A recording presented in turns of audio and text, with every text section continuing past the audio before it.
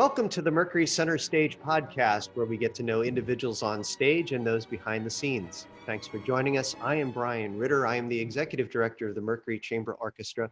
And today I am pleased to welcome Mercury cellist Courtenay Vandiver Pereira. Welcome to the podcast, Courtenay. Thank you for having me. You know, back at the beginning of the pandemic, Mercury launched Songs of Comfort, and this was inspired by cellist Yo-Yo Ma.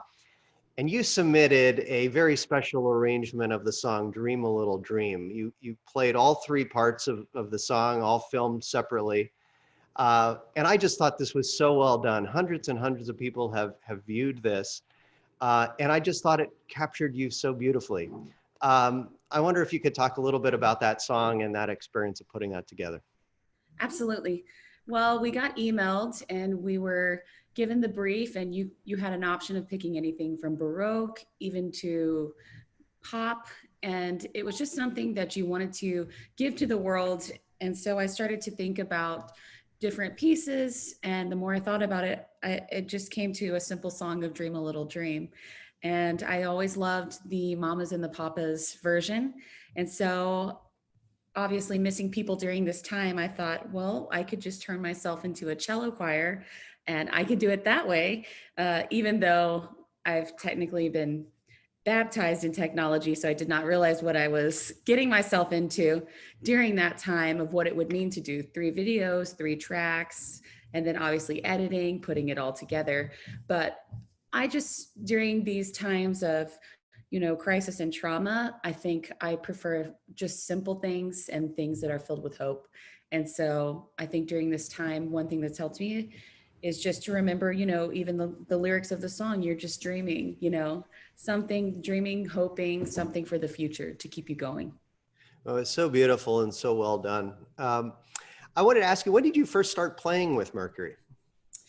Let's see, I had just finished a 2-year fellowship with DeCamera in their Young Artist program. So I would say it would have been either 2014 or 2015 that I began. And I believe I was recommended by the former principal cellist, Kevin Downs. Do you remember the first concert you played? I remember playing at Miller. Yeah.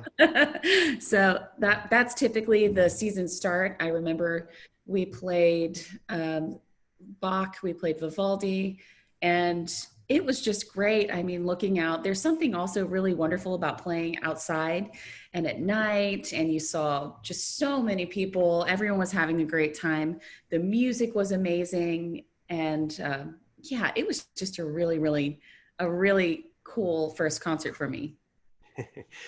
We'll talk a little bit more about Mercury in a bit, but I wanted to ask a little bit more about you. Where did you grow up? Well, I was originally born in Dallas, and then when I was 2, my twin sister and family, we moved to Houston, and I ended up going to Parker Elementary and Johnston Middle School, which they've named Meyerland now, and then the High School for Performing and Visual Arts. But while I was here, I mean, you could not get the instrument out of my hand. I was so excited, and I was pretty much involved in every single local group, from Houston Youth Symphony to Greater Houston Youth Orchestra to Virtuosi of Houston to Region and All State. I mean, everything I did because I was just so excited to be playing. Well, what a magical youth, I'm sure, that was just making music and all of the rich opportunities that Houston offers. But what was that early spark that got you to want to make music? Well, originally both my parents are musicians, and so they let us try a number of things. So, we tried a little bit of ballet, we tried art, we tried sports, and then we tried violin, but I was probably 2 at the time. And I remember I cried in my lesson and I said it hurt my ears. So we waited a couple more years, and the Houston Symphony at that time would do these, Halloween kiddie concerts, and basically you just dressed up in a costume and came and heard the orchestra play. But it was very informative too. They'd give you information. And so I dressed up as a black kitty cat, and I was 5, and I heard what now I know to be Saint-Saëns Carnival of the Animals. And Oh, when the principal cellist started to play the Swan, apparently I turned to my parents and said, I want that one. And so literally after that, there was something about the sound that ended up shaping my life, but something about that beautiful sound that I heard that I knew right away, and I was hooked. Where I would practice before school, have my little chart with stars, big fan of gold stars. And I really fell in love with it. So I have to thank the Houston Symphony for that. well, some great early inspiration. And so you played in these various ensembles. You went to high school focused on making music and being involved in the arts. Where did you go to the university? I went to New England Conservatory in Boston, where I studied with Larry Lesser. And for my bachelor's and for my master's, Paul Katz had actually moved from Houston's Rice University up to New England Conservatory. So in an odd twist, I actually got to stay at the same school, at the same place, and the teacher moved in. So New England Conservatory was just phenomenal. The string faculty was inspiring, and our studio was so warm, very international, and there was such a camaraderie where we would actually go to each other's lessons. It was just not probably a typical experience, but it was so family, and so that definitely influenced me as a teacher myself. Was it a big decision to go to music conservatory, or was that just from all of your music upbringing here in Houston, just an obvious choice? Well, you have to always remember, even though she's not here, my sister plays in the Toronto Symphony. And so my twin and I, we were always doing everything together. And so, she played violin, I played cello, we did chamber music together. So part of our consideration was that we each find the right studio to study in. So that alone was its own, consideration. And then obviously the pressure of both of us getting into very selective studios. So yeah, when we traveled, my father, he's a saint. The summer of my junior year, we actually traveled to all the different conservatories and road tripped around the US. And not that many people, have a dad that would do that, but he did. And so we were at a festival in Taos, New Mexico, and then we traveled and drove up and stopped at different conservatories where we were considering. And a lot of that has to do, we had asked friends of ours that were much older, and they gave us their recommendations. So we went in person, and there was just something about Boston and the steps of, New England Conservatory that when we walked in and saw Jordan Hall, we both kind of knew. So that was neat too, that both of us felt the same way. Yeah, and Boston is such a great city. What was your time there like? Oh, wow. Well, first off, it's a lot cooler than Texas. Yeah. But yeah, we got to ride things like the subway, and primarily on the first visit, Ashley's audition was on Friday, and then she wanted to sightsee, but mine was on Monday morning. So I just kept wanting to practice. So. And what about the Boston Symphony? Did you get to attend many concerts? They would have student rush tickets, and that was just amazing because, New England Conservatory, it's on the same street. So you just literally walk, and you would call and show your little student ID. And we got to see some phenomenal concerts. We even did a jury at Symphony Hall on Symphony Hall stage, which that was pretty amazing. And at the time I was also playing in Boston Philharmonic with Ben Zander. With Ben Zander. Yes. And he was amazing and so inspiring. And Ashley and I just love playing in BPO. But I remember we were doing an Elgar concert in Symphony Hall, and we played, and it was before they had like a canopy for the sound. And we played one chord, and it traveled for seconds. Yeah. And then came back, and you're like, whoa, so that was pretty inspiring. But yeah, we got to play with so many groups, and the musicians, they were such a high caliber. It was a really wonderful time to be a student, in that environment. Yeah, I can imagine. I wanted to ask you, like many Houstonians, you had a very harrowing Hurricane Harvey story. Yours revolves a little bit around your cello, and wondering if you could share a little bit about that experience. Yes, that was probably one of the most defining moments of my life, and obviously in my marriage with Sabata. We had gone to a friend's home to watch, a boxing match. I really wasn't that into it, but I just wanted to be, a supportive spouse.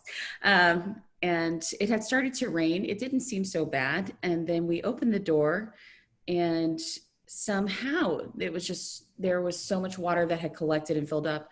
And so, I have a modern cello, I have a Baroque cello, I have a keyboard at home, I have an amp at home, I have a pedal board that I built at home. I have all of this musical equipment, but one of the cellos was on loan to me. And so, it's like when someone is loaning, an instrument to you, it's almost, it's even more pressure to take care of it, and you baby it and you just make sure it never ever gets hurt, all those things. So I told Sabata, I was like, oh my gosh, we have to get home right now. We have to drive. And Sabata, he's like, I really don't want to go. Anyway, I drove, if you can remember the television show Dukes of Hazzard, I drove like that. And the closest I got, because we weren't even that far away, but just the water had completely stopped, the streets. The closest I got us to was Meyerland Plaza. Wow. And at that point, Sabata, was really worried about my safety. And then obviously our little angel pups, Coco and King, who were there with us in the car. And so he decided to keep me there at Meyerland Plaza. And this is also late at night. So you have to, if I'm painting a scene, it's completely pitch black, and you have no visibility, and sheets of rain and gusts of wind are coming. So it's not, like it was a sunny day. It wasn't like that. So we made a really tough decision, and he just decided, I'm going to walk in this and go save the instruments. Wow. So he left me there. He started walking, and he would call me every 15 minutes. One major detail in the story that a lot of people don't know is when he was walking, he accidentally forgot about a bayou that runs along, I think it's Chimney Rock. So, it was pitch black, and he walked into the bayou and is trying to claw his way out of it. And he finally makes it out, and suddenly a man shows up with a staff and walks Sabata the rest of the way home. I can't remember if it was like a mile and a half. It's something like, it's not just, like a block or two, and especially in something that dangerous. Looking back now, we probably just would never even, we would just have to let things be destroyed, because his life is too precious. Anyway, this man showed up and walked Sabata home all the way to the door with a staff. And when Sabata turned to thank him, he vanished. Our place had 5 feet of water. So it's not like this person could swim quickly or just hide under the water. So we feel like an angel came and took Sabata home. And I spent the rest of the night actually on the second story of a Macy's loading dock overnight with Coco and King. And at a certain point, I actually had put a shopping cart in my car in case it was overtaken and I had to swim. I was trying to think of ways to tie my dogs around my waist or something. It was dire, but he ended up saving them. And then I went to the Target in Meyerland, where they informed me they had a no pet policy. To which I said, just look behind my shoulder and I'm coming in. Thank you. So I lived there for a few days, and they also wanted to make me buy my own airbed and the pump, everything I used. And so I didn't want to do that. So I simply bought a rug. And so I made Coco and King a little house in a shopping cart, and my home was the home decor section. And so they had a couch that turned into a futon. And then obviously being Courtenay, I chose my accessories and throw pillows and customized it. Wow. And until the water went down and you could. Yes, for 3 days. The weird thing was they kept the lights on the whole time. So I felt like I was in a special kind of hell. those bright lights were Yeah. on, and then that shopping music was on for days. Oh And my. that was its own special. I'm like, where am I? What's going on? And then finally, we were able to be reunited when the waters began to recede. Wow. And I slept for a full day. Wow. Well, you know, a story that ends well. You're safe, your husband is safe, and the Yeah. puppies are safe, and the instruments are safe, and just an amazing story. Oh yeah. And I mean, I remember even, I remember Antoine calling, and he was just so sweet about everything. And I mean, it is one of those things, it's like if you haven't experienced it, you don't really have a gauge of what that means. The water coming in, it's filthy, it's diseased, it's full of sewage. It's not like Brita water, it's not like you just wipe it off, it's destroyed. And it took us 5 days to get back into our condo, which we had no AC, no power. So, I mean, just the smell when you opened it, and it's covered in slosh and it's there's so much devastation. And I remember Antoine called, and he was so kind, and he offered to give us furniture because we had no place to go. We really lost everything. And I remember, he immediately reached out, and he was so concerned. And I remember Judy Fro and I, who's marvelous, Judy, she asked me what I needed, because we were still, I was trying to go about my regular playing season, and on the inside, everything was just swirling, but I'm trying to do my job and be professional. And I'm thinking like, oh my gosh, I only have a couple clothes for today, and what will I do? And so she asked me, Court, what do you need? And I said, I need a dresser. And she was such a doll, and she came over with furniture, and I remember we sat in my little breakfast nook and we put them together. A lot of people don't know those things, but it's what makes Mercury so much more than an organization for me. It's a family. It's really a family. So It's yeah, very special. yeah. I thank you for sharing a little bit of that experience. Aside from that, Mercury is celebrating its 20th anniversary, and I'm wondering if there's any other special memories that you've had since you started playing with the group.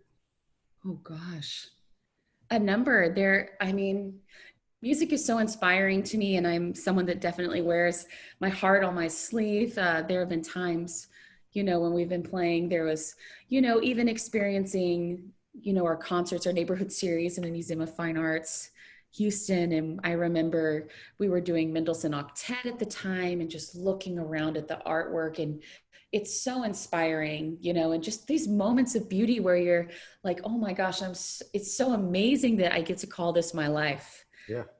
And you just see, you see your friends that, different supporters of Mercury, and you try and do like the little wave, while someone's speaking, because it's just, you're like, wow, I really get to do this. I get to play for friends and people that love music, Oh my gosh, so many wonderful times. I'll never forget Antoine's father playing hurdy-gurdy. About that, That's yeah. another, yeah. O come, Emmanuel. Yeah. There are so many different things that we have done. It's not just, a typical program and it'll be the same. There's such a vision with the programming. So gosh, yeah, so many moments. Beethoven 9 was amazing. I think I cried during that one a little bit. I get teary-eyed if it starts to overwhelm me. But yeah, there are lots of moments like that. And this is really neat that we get to talk about this, because we feel all these things and we normally don't talk about them, in a conversation. We might talk as musicians, behind the scenes, and that was great. And oh my gosh, what about this moment? But it's really neat to be able to tell you and everyone watching about it too. So yeah, we definitely get teary-eyed sometimes. We'll go. Well, it is. It's a real joy, I have to say. So now it's time for a segment that we are calling Favorite Five.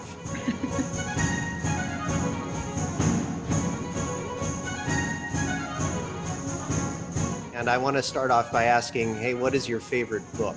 It's probably the one that I read the most that's open, and it has to be the Bible. And I think during this time, I have spent more time in the Psalms. Beautiful. What is your favorite beverage? Okay, there's one that a lot of people have not had. So if you go on Hillcroft to All Bengal Coffee House, sometimes just a PSA, there Yelp will show 2 locations, but make sure you go to the one on Hillcroft. It opens at noon. But I have a special relationship with Joe, the owner, and so sometimes he will give me coffee before noon. And so it's Mysore coffee. It's like this unfiltered coffee with scalding hot, as we say in India, full fat milk and brown sugar. And it is like drinking a warm blanket. Oh my gosh. And every person that I've taken, at first they're like, oh, Courtenay, it's not that, it's just coffee, whatever. And the moment they have it, they're hooked. I'm telling you. It sounds delicious. I want some too. They're closed on Tuesdays, by the way. I may head over there as soon as we're done. What is your favorite movie or television series? Oh gosh, this is really hard because I actually don't watch that much television. Even inside of, different things happening with the virus and all of that. But I will tell you the certain kinds of shows I like are anything involving creativity and transformation.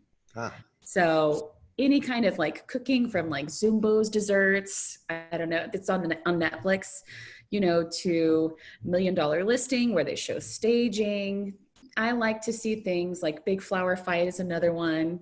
Anything along that. I really like things that are beautiful, and I love even more so when something, starts out as a certain way and then they just transform it into something that you could never imagine.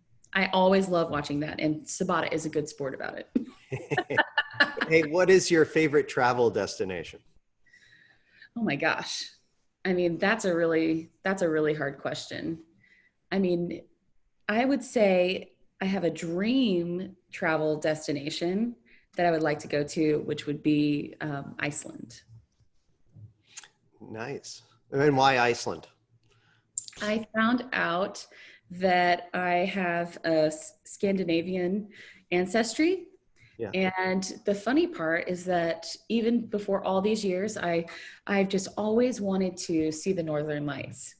So in a perfect world, here's Courtenay's bucket list here, and I pull it out. So I would be somewhere in Iceland in a cabin. There's snow that's, crystalline, maybe a couple of reindeer, and probably looking up at the Northern Lights in a hot tub. That's why it hasn't happened, but I'm sure that it will. What is your favorite classical music recording of all time? Okay.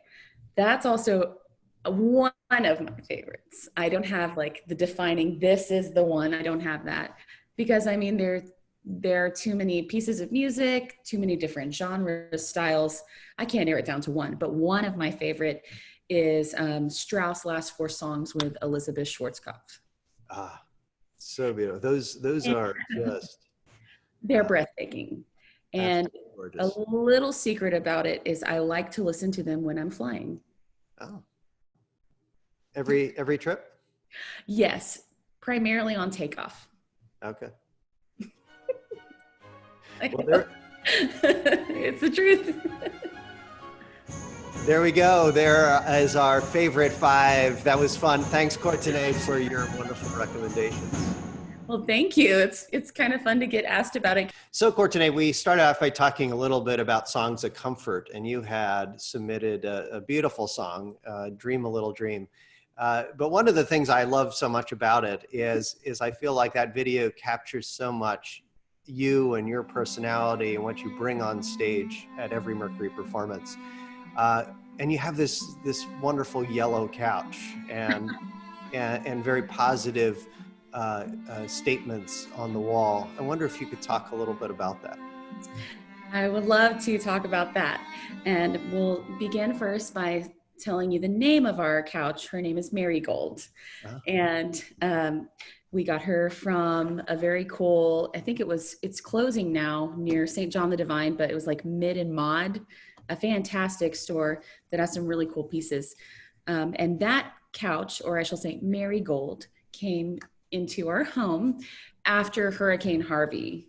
And I just told Sabata, I said, I don't want anything that looks dark or gloomy or rain, flood, hurricane related.